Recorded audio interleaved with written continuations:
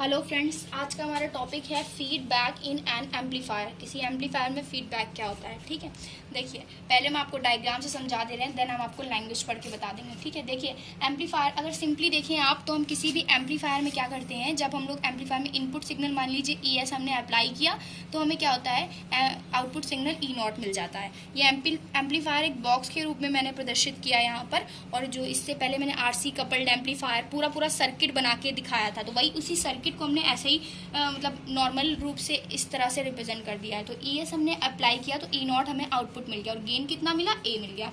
ठीक है, लेकिन अगर हम फीडबैक सर्किट का यूज़ करें तो देखिए जैसे ये हमारा ये हमने क्या नीचे यूज़ कर लिया, फीडबैक सर्किट को ज्वाइन कर लिया। इससे फीडबैक सर्किट में क्या होता है, जब हम ES अप्लाई करते हैं इनपुट सिग्नल, तो आउटपुट हमें E0 मिल जाता है और गेन कितना मिलता है, A। ठीक है, फिर हम क्या करते हैं, अगर हम इस आउटपुट सिग्नल का कुछ पार्ट, मान लीजिए बीटा E0 पार्ट हम फिर से फीडबैक सर्किट से निकालते हो, इसे क्या बोलेंगे, फिर हम फीडबैक एनर्जी बोलते हैं। ठीक है, ये जो फीडबैक एनर्जी है, जो आउटपुट लोड होता है उसका कुछ पार्ट अगर हम फिर से फीडबैक सर्किट में लगाकर पुनः ये जो हम इनपुट सिग्नल है उसमें उसके साथ इंजेक्ट कराते हैं, तो जो ओवरऑल गेन मिलता है उसका मान बढ़ भी जाता है और घट भी जाता है। तो इसे हम क्या बोलते हैं, फीडबैक इन एन एम्पलीफायर। ठीक है, नॉर्मल कंडीशन तो आप सभी जानते हैं, बट अगर हम आउटपुट जो हमें मिल रहा है उसका कुछ पार्ट फीडबैक सर्किट से गुजार कर फिर जो हम इनपुट में इंजेक्ट करते हैं, दोबारा इंजेक्ट करते हैं, तो उससे जो ओवरऑल गेन हमें मिलता है उसका मान बढ़ भी जाता है। तो उससे जो ओवरऑल गेन मिलता है उस ओवरऑल गेन का मान पहले वाले गेन से ज़्यादा भी हो जाता है और घट भी जाता है। ठीक है, घट भी सकता है और बढ़ भी सकता है, तो इसे हम लोग बोलते हैं फीडबैक इन एन एम्पलीफायर।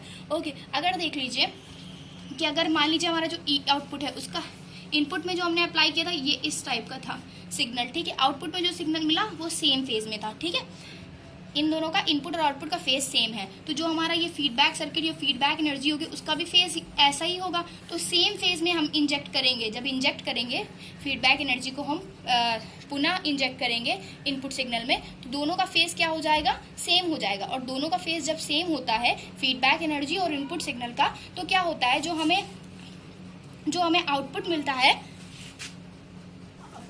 तो क्या होता है, जो फेज हो जाता है दोनों का सेम हो जाता है, तो जो हमें ओवरऑल गेन मिलता है वो पहले वाले गेन से ज्यादा होता है। ठीक है, अगर फेज जो हमारी फीडबैक एनर्जी है और जो हमारा इनपुट सिग्नल है उसका फेज सेम है, तो हमें ओवरऑल गेन इंक्रीज हो जाता है, हमारा ओवरऑल गेन। और अगर यही आउटपुट सिग्नल हमारा अपोजिट फेज में मिलता है, मान लीजिए ऐसे अपोजिट फेज में मिल रहा है हमें, ठीक है, अपोजिट फेज में मिल रहा है, तो ये भी हमारा अपोजिट फेज में हो जाएगा। ठीक है, जो हमारी फीडबैक एनर्जी होगी, फीडबैक एनर्जी और जो इनपुट सिग्नल था उसका फेज क्या हो जाएगा, अपोजिट हो जाएगा। जब अपोजिट फेज में हमें इनपुट सिग्नल और फीडबैक एनर्जी मिलती है, तो जो ओवरऑल गेन होता है वो हमारा क्या कर जाता है, घट जाता है। ठीक है, तो इसी को हम बोलते हैं, अगर हमारा गेन बढ़ जाता है तो उसे हम बोलते हैं पॉजिटिव फीडबैक बोलते हैं, पॉजिटिव फीडबैक, या हम इसे बोल सकते हैं रीजेनरेटिव। ओके, और अगर यही चीज हमारा घट जाता है तो उसे क्या बोलते हैं, negative feedback.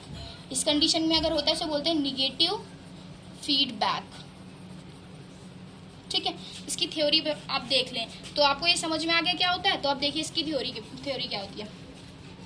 When a friction of output energy, जो आउटपुट हमारी एनर्जी होती है उसे हम लोग अल्टरनेटिंग वोल्टेज या करंट भी बोल सकते हैं, ऑफ एन एम्पलीफायर, किसी भी एम्पलीफायर से, जो एम्पलीफायर से हमें आउटपुट मिलता है, is injected back into the input circuit, जब हम उसे पुनः इंजेक्ट कर देते हैं इनपुट सर्किट में, मतलब आउटपुट का कुछ पार्ट फिर से इनपुट सर्किट में अप्लाई करते हैं, इंजेक्ट करते हैं, तो such that the overall gain of amplifier either increases और डिक्रीजेस। तो ओवरऑल गेन क्या होता है, बढ़ भी सकता है और घट भी सकता है। ठीक है, it will be set to be feedback in an amplifier. तो इसे क्या बोलते हैं, feedback in an amplifier. Amplifier में फीडबैक बोलते हैं।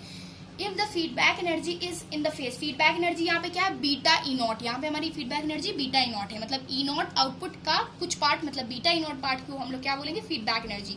Is in the phase of input signal, अगर इनपुट सिग्नल के फेज, इनपुट सिग्नल और फीडबैक एनर्जी का फेज दोनों का सेम है, तो the strength of input signal increases, तो जो इनपुट सिग्नल की स्ट्रेंथ हो जाएगी वो इंक्रीज हो जाएगी, ज्यादा हो जाएगी, मतलब जुड़ जाएगी। मान लीजिए आपने क्या किया था, यहाँ पे हमारा बीटा E0 पार्ट यहाँ पे गया, तो ES अप्लाई हो रहा था हमारा इनपुट पे, प्लस हो जाएगा बीटा E0, तो क्या हो जाएगा, इनपुट सिग्नल की स्ट्रेंथ क्या हो जाएगी, इंक्रीज हो जाएगी।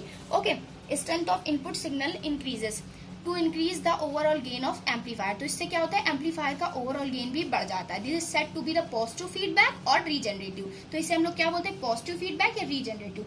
ठीक है, अगर if the feedback energy is if the feedback energy is out of phase, अगर इनपुट एनर्जी जो हमारी है और जो हम फीडबैक एनर्जी अप्लाई कर रहे हैं उसके फेस क्या है, अपोजिट है, एक दूसरे के जैसे नहीं है, तो to that the input signal the strength of it will be reduced. तो इसकी स्ट्रेंथ क्या होती है, घट जाती है। कैसे घट जाती है, इस डायग्राम से देखिए। मान लीजिए इनपुट में हम ES अप्लाई कर रहे थे और क्या है, बीटा E0 हमने फिर से अप्लाई किया, लेकिन ये अपोजिट फेस में है, तो ये क्या हो जाएगा, निगेटिव साइन रिप्रेजेंट करेगा। तो इससे जो स्ट्रेंथ होगी इनपुट सिग्नल की वो क्या हो जाएगी, घट जाएगी। ओके, तो ये इनपुट सिग्नल की स्ट्रेंथ घट जाती है। Strength reduce the overall gain of amplifier. तो क्या होता है, it will be reduce the overall gain of amplifier. तो ये जब स्ट्रेंथ घट जाएगी तो ये ओवरऑल गेन को घटा देती है। This is said to be the negative feedback और डीजनरेटिव। तो इसे हम क्या बोलते हैं, निगेटिव फीडबैक या डीजनरेटिव बोलते हैं। ओके, आई होप आपको ये समझ में आया होगा। इसके बाद मैं इसकी 2 वीडियोज और डालूंगी जिसमें मैं इसके टाइप्स के बारे में बताऊंगी। एक पॉजिटिव फीडबैक और निगेटिव फीडबैक को मैं पूरा क्लियर करूंगी। अगर आपको ये वीडियो पसंद आए तो प्लीज हमारे चैनल को लाइक, सब्सक्राइब और कमेंट करें। Thank you for watching.